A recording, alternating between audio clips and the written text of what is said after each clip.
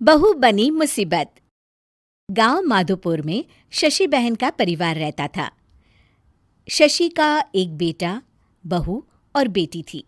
पति और बेटा किसान थे जो सुबह खेत में जाते और सारा दिन मेहनत के बाद शाम को घर लौटते।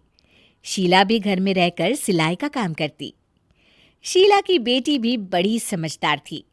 वो घर के काम में माँ का हाथ बटाती। लेकिन बहू का हाल निराला था। वो काम कम और मिन मेख ज्यादा निकालती, जिससे शशि और उसकी बेटी काफी परेशान रहते। एक दिन, माँ ये क्या है? ओहो, जितना बोलो लेकिन आप लोगों को तो कुछ समझ में ही नहीं आता। भाभी क्या हुआ? और माँ अभी सिलाई कर रही हैं, उन्हें बार बार मत उठाइए। मुझे बताइए हुआ क्या है?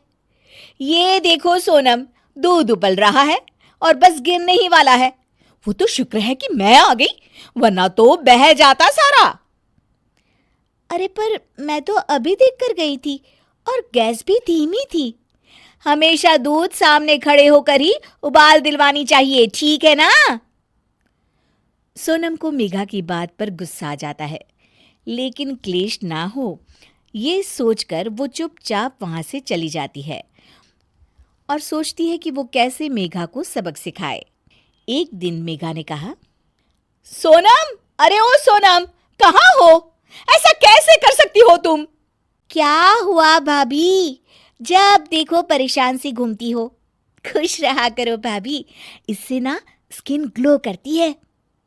सोनम, फेस तो मेरा वैसे भी ग्लो करता है, देखो। और कितनी गुणी भी हूं मैं। तुम्हें तो शादी करके दूसरे घर जाना है।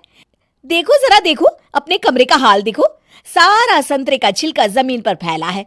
अरे ससुराल में ऐसे ही रहोगी क्या?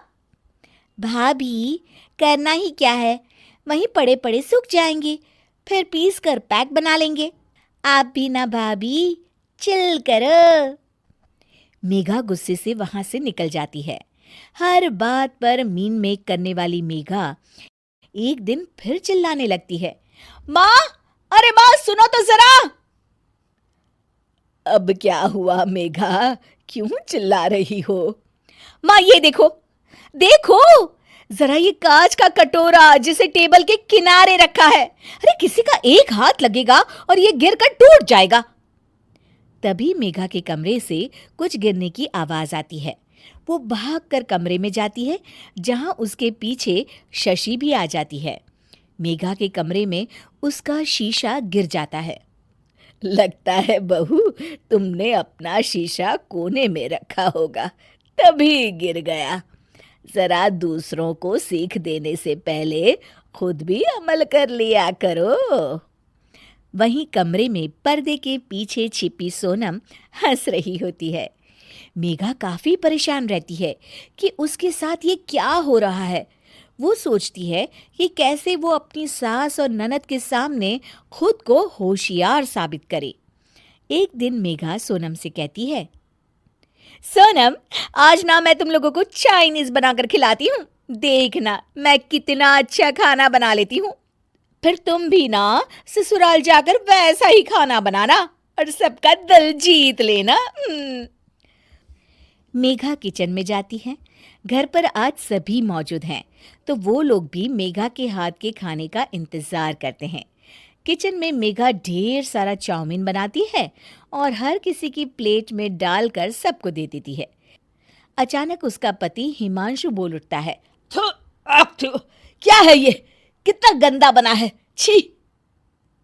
मेघा की शक्ल रोनी सी हो जाती है कि तभी सोनम बोल पड़ती है, ओहो भाभी, ये क्या बनाया है? ऐसा बनाऊंगी मैं ससुराल में जाकर, तो वो लोग तो पक्का मुझे भगा देंगे ऐसा खाना खाकर। पूरा घर हंसने लगता है। तभी मेघा की सास कहती है, कोई बात नहीं बहू, कभी कभी ऐसा हो जाता है, पर हाँ, दूसरों को सीख देने से पहले खुद का सही होना सबसे ज्यादा जरूरी होता है।